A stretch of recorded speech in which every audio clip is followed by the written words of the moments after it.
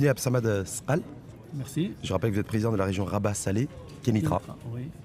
Ma première question va porter sur la régionalisation à marge de la troisième édition du Morocco Today Forum sur Rabat. Rabat. Au niveau de la région de Rabat, ça se passe comment aujourd'hui? Le processus de régionalisation avancé, est-ce que ça avance? Est-ce que ça n'avance pas? On en est où? Non, les choses avancent bien sûr, sachant pertinemment qu'on est sur un chantier qui va demander beaucoup de temps pour qu'il se mette en place comme il est voulu par Sa Majesté le Roi et comme il est, si on peut dire, détaillé dans les textes de loi. D'ailleurs, aujourd'hui, il y a un travail qui se fait à deux niveaux. Un travail qui se fait au niveau des régions, par les conseils des régions, donc l'élaboration des programmes de développement régionaux, donc les PDR, la mise en œuvre de ces PDR-là, la construction de l'administration de la région, la construction des institutions des régions consultatives, etc. C'est-à-dire qu'aujourd'hui, que ce soit Rabat ou dans d'autres, peut-être certainement régions du pays, on est dans les fondations institutionnelles pour la régionalisation. Est-ce qu'on peut dire ça? Dans tout ce qui est en train de se mettre en place en termes de loi, en termes de textes juridiques, d'organisation, comme vous dites, et dans les exécutifs, est-ce que c'est les fondations institutionnelles du processus de régionalisation avancée? Oui, on peut dire ça. Effectivement, on est dans une phase de mise en œuvre et on est en train de poser les jalons pour construire ce modèle de régionalisation avancée, mais aussi on est sur l'action. Donc il y a beaucoup de choses qui se font sur le terrain, comme projets qui se réalisent. Donc, quand vous dites beaucoup de choses qui se font, c'est quoi? C'est pour des choses concrètes en matière de services publics pour les citoyens, par exemple? Oui, bien sûr, pour les citoyens. Un exemple au niveau de Rabat, de la région de Rabat, qu'est-ce qui a été entrepris là, depuis ces derniers mois au niveau d'une espèce de contrat État-région citoyen? Oui, déjà, on est en train de continuer sur les programmes qui étaient là. Donc, en arrivant à la nouvelle région, donc la région de Rabat Salé Kénitra est la résultat de la fusion de deux anciennes régions qui sont Rabat Zemmour-Zaïr et El Rab. Il y avait quand même des projets d'un montant d'à peu près 100 millions de dirhams qu'on a continué. Donc, pratiquement la majorité de ces projets-là sont réalisés. Donc, ils vont de l'adduction de potable, à la réalisation des voies, la construction de centres de manière générale sociaux, la construction d'institutions de formation professionnelle. Mais avec un engagement plein de la région, on est toujours sur les engagements, une espèce de tripartite aussi entre l'État, entre la région, entre des fonds d'accompagnement. Parce que la région, je crois que jusqu'à présent, c'est intéressant ce que vous venez de dire d'ailleurs, à la base moi, parce que j'ai connu votre prédécesseur à la présidence, donc c'était la région accompagnée en matière de financement des projets en cours. Oui. Est-ce que là, si vous êtes passé au stade de piloter aussi ces projets? Il y a les deux types. Donc, on est sur des projets donc, avec les partenariats, mais on est aussi sur des projets pilotés par la région et financés à 100% par la région. Jusqu'à aujourd'hui, le premier type de projet constitue encore la majeure partie des projets qu'on est en train de réaliser parce que aujourd'hui, on est dans une phase, comme on vient de le dire, de construction du nouveau modèle de régionalisation. D'ailleurs, le transfert effectif des compétences propres aux régions, c'est un chantier qu'on a ouvert avec le gouvernement. Aujourd'hui, il y a un travail qui se fait au niveau de l'Association des régions du Maroc avec les différents départements ministériels pour mettre en place une feuille de route du transfert effectif des compétences. Et comment cadrer l'exercice des compétences partagées entre les régions et l'État. Comment ça se passe? Comment ça va se traduire au niveau de Rabat Salé Kénitra? Non, en fait, là, c'est un travail qui se fait au niveau national. Donc, par exemple, moi, en tant que président de la région de Rabat, je suis en charge du pôle social avec l'aménagement de territoire. Donc, j'ai eu une série de réunions avec les ministres concernés, avec les experts qui nous accompagnent. Et on est en train aujourd'hui de rédiger notre rapport final qui définit un petit peu comment on doit opérer ce transfert des compétences, l'échéancier exact pour ce transfert et cadrer un petit peu l'exercice. Tout ça va être, après, une fois finalisé, va être discuté au niveau de l'Association des régions du Maroc et avec le gouvernement pour constituer la feuille de route qui va lier les régions avec le gouvernement. Et pour une fois définitive, on saura véritablement quelles sont les prérogatives de chacun, à la fois de l'État, à la fois de l'exécutif, à la fois des régions. Pour faciliter la compréhension, parce que la loi aujourd'hui, il est clair. Quand on dit par exemple dans les compétences propres, on a une compétence en matière de formation professionnelle. Mais jusqu'à aujourd'hui, c'est l'OFPPT qui gère tout ce qui est formation professionnelle. Donc il faut qu'il y ait un vrai transfert. Donc aujourd'hui, par exemple, on dit qu'on doit mettre en place une feuille de route claire pour dire que dans quel délai On va transférer la gestion, par exemple, des centres de formation professionnelle aux régions. Est-ce qu'on va tous transférer ou bien on va transférer une partie va rester chez l'État. Donc c'est le débat qu'on est en train de mener. Il y a le statut aussi des fonctionnaires qui vont être transférés. Est-ce qu'il reste... Non, en fait, oui, il y a ces choses-là aussi que... Mais ma question, en fait, c'est de se dire aujourd'hui, au niveau de votre région, oui. parce que, en ce qui vous concerne, parce que je me dis, est-ce que tout ce qui est en train de faire aujourd'hui, et tout ce qui est en train de se faire et de se mettre en place, en fait, le citoyen, s'il y voit clair là-dessus, parce que c'est destiné aussi à renforcer l'action publique au service du citoyen, l'amélioration de son cadre de vie, si j'ai bien saisi l'enjeu philosophique. Mais là, le citoyen, il ne sait pas trop ce qui se passe. Non, parce que, comme j'ai dit tout à l'heure, nous, on travaille sur plusieurs chantiers. Donc, ce chantier, c'est un chantier stratégique sur lequel on travaille avec l'État, avec le ministère de l'Intérieur. Et il y a l'autre chantier qui est aussi stratégique, c'est la construction des structures de la région. Donc là, on a construit l'agence d'exécution des projets, l'administration de la région, les procédures, etc. Mais je suis tout à fait d'accord avec vous, le citoyen, pour lui, à la limite, que ceci se fasse ou ne se fasse pas, peu importe pour lui. Ce qui est important pour les citoyens, c'est ce qu'ils sont dans son quotidien. Par rapport à ça, il y a beaucoup de choses qui se passent. Parce que déjà, on était sur une continuité sur les programmes qui étaient là. Et on a élaboré les premiers budgets en 2016, juste après l'élection, donc avec plusieurs actions. Et on a entamé leur mise en œuvre. En parallèle, on a élaboré d'autres PDR. Aujourd'hui, d'ailleurs, lors de la session du mois de juillet, on a présenté un petit peu le bilan d'étape de 2 ans et demi pour la région de Rabat-Salé-Kénétra. Donc, on est quand même sur un montant global des projets dans lesquels participe la région, qui sont soit en cours de réalisation, soit déjà programmés de plus que 20 milliards de dirhams, avec une participation de la région de presque 3 milliards de dirhams, dont 1,1 milliard de dirhams pratiquement d'engagement. Si vous voulez quelques cas, aujourd'hui, la rocade numéro 2, qui est une infrastructure capitale pour l'agglomération de Rabat-Salé, voilà, qui a été inaugurée par Sa Majesté, la région a participé à 129 millions de dirhams. Sur un budget global de 520 millions de dirhams. Donc, c'est à peu près un tiers, quoi. Voilà. Donc, en parallèle, tout ce qui est programme Rabat Ville des Lumières, le programme intégré de Kénétra, la région participe avec des montants importants. Et il y a des dizaines de projets, soit achevés, soit en cours de réalisation.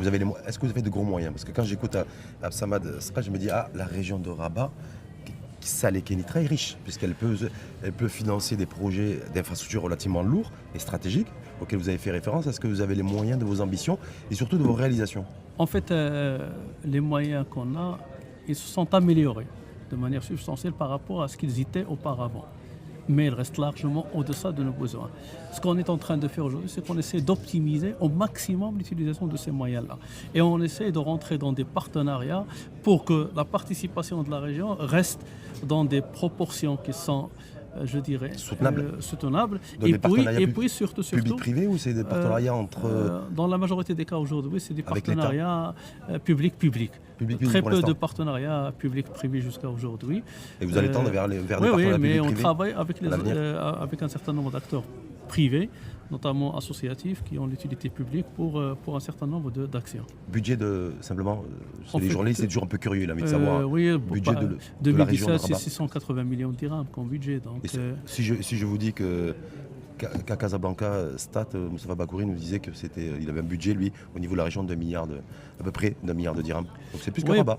En fait, Casablanca est devant Rabat. Oui, c'est normal parce que aujourd'hui. C'est la région plus riche. Non, parce que la répartition de la dotation de la part de la région, des régions de l'IS et de l'IR, etc., elle est proportionnelle aussi au nombre d'habitants.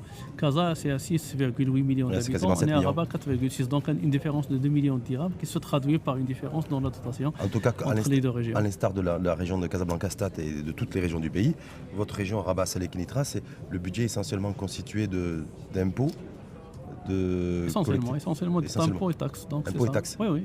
Et là, à l'avenir, mais c'est pas aussi un modèle tenable, à mon avis, pour aller de l'avant et pour être beaucoup plus ambitieux sur le pilotage de projets territoriaux.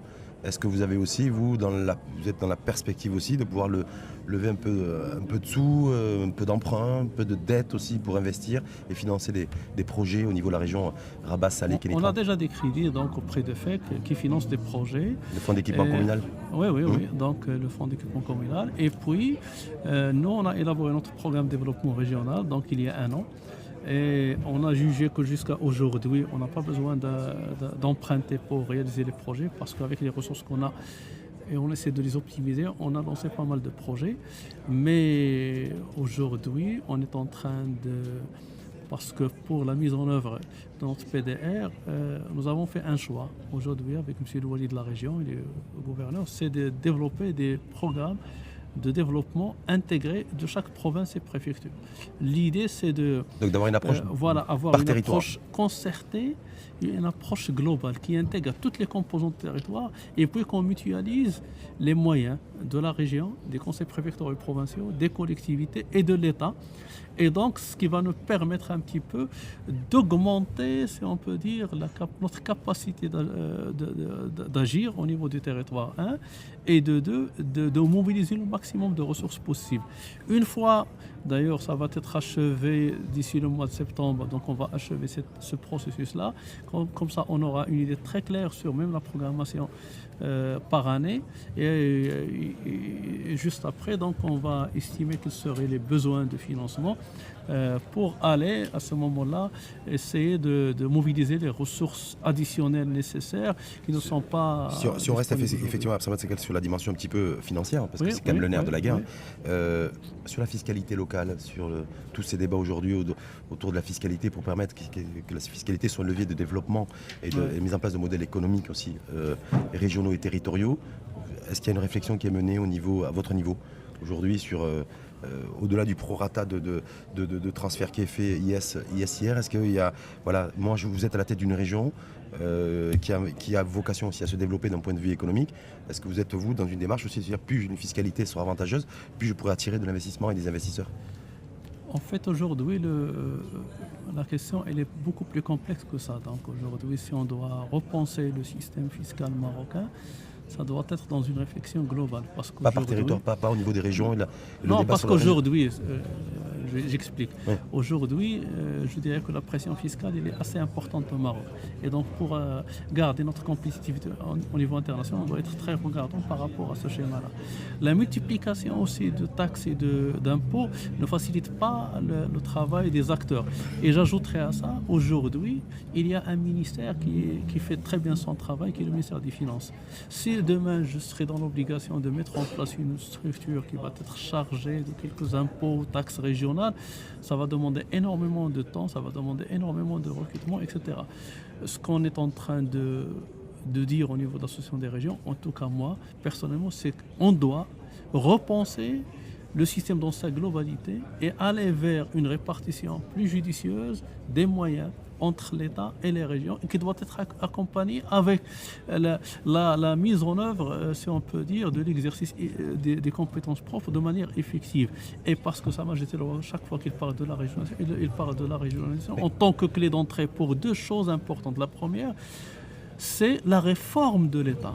Et deux, c'est la mise en place d'un modèle de développement économique nouveau basé sur la... Et donc, quand on parle de réforme de l'État, ça veut dire qu'on doit revoir le rôle des départements centraux, revoir le rôle de leurs représentants au niveau territorial, et donc faire une répartition des rôles qui s'inscrit, pour moi, je dis que ça doit être dans un cadre avec deux mots-clés, à savoir une différenciation des rôles, une complémentarité entre les rôles des uns et des autres, entre l'État et les régions. Et dans ce schéma-là, on doit répartir les ressources financières. Et en savoir aussi, je pense que le chef de l'État aussi, c'est de rendre performantes aussi les régions pour qu'elles soient des pourvoyeurs de richesse, de création de richesse et de croissance. Donc je me dis, est-ce que vous êtes pour ou contre une différenciation fiscale aussi par territoire? Est-ce que vous, en tant que président de la région de Rabat, Salé, Kénitra, d'avoir la main d'avoir le pouvoir fiscal quelque part pour attirer les investisseurs, que ce soit sur le foncier, vous voyez ce que je veux dire, pour des zones dynamiques. Je sais que là il y a les zones franches, chaque région sera dotée d'une zone franche, c'est-à-dire une fiscalité quasiment à taux zéro. Mais là-dessus, est-ce que, président de région, est-ce que vous souhaiteriez aussi avoir la main et d'avoir un pouvoir fiscal pour rendre attractif votre territoire? En fait, avoir la main pour encourager l'investissement. Avoir la main sur... je dirais, agir sur la fiscalité, ça peut être dangereux. On l'a vu dans d'autres pays où les territoires sont rentrés dans une compétition de réduction des impôts.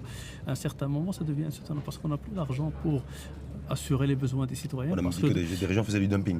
Comment? Dans certains pays, on a même dit que certaines régions faisaient du dumping entre elles. Voilà, donc ça devient très dangereux. Donc, Vous n'êtes pas favorable à ça, vous? Non, pas pour moi aujourd'hui. Si je dois encourager un investissement en réalisant par exemple des infrastructures nécessaires, en ramenant par exemple, en participant dans l'électrification de la zone, etc.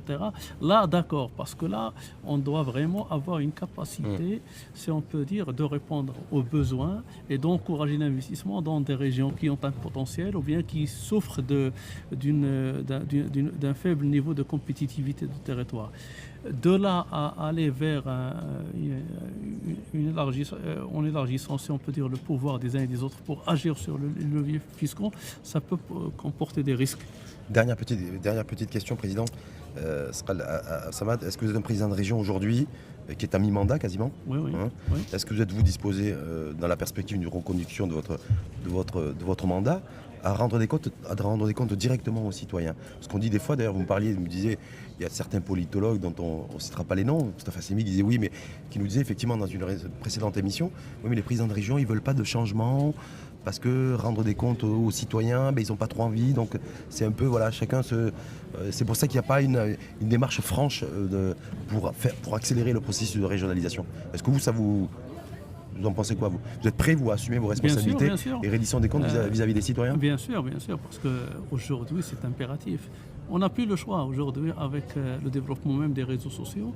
Aujourd'hui, on ne peut plus gérer la chose publique si on n'a pas la capacité de rentrer en contact direct avec les citoyens, répondre à leurs questions et mieux encore, les faire participer dans la prise de décision et les convaincre de tout ce qu'on est en train de faire. C'est vrai que ce qu'on est en train de faire jusqu'à aujourd'hui ne répond pas à 100% aux besoins, mais on essaye déjà. On est présent donc sur les réseaux sociaux, on a un site, on essaye de répondre de manière favorable aux demandes pour participer dans des rencontres, etc. On essaye de développer tout ce qui est outils de démocratie participative, donc les instances consultatives. On va développer notre site pour permettre plus d'interactivité avec les citoyens, mais là c'est une nécessité au-delà de la volonté de se représenter ou non, mais c'est une nécessité aujourd'hui. Je pense qu'on a besoin de prendre sa responsabilité, de rendre des comptes aux citoyens. Voilà, et on a besoin c'est peut-être un des enjeux aussi de la régionalisation réussie. Merci en tout cas. Merci. Samad Merci à vous. Sral, je rappelle que vous êtes président de la région Rabat, Salé, Kénitra, et je vous souhaite une bonne journée. Merci.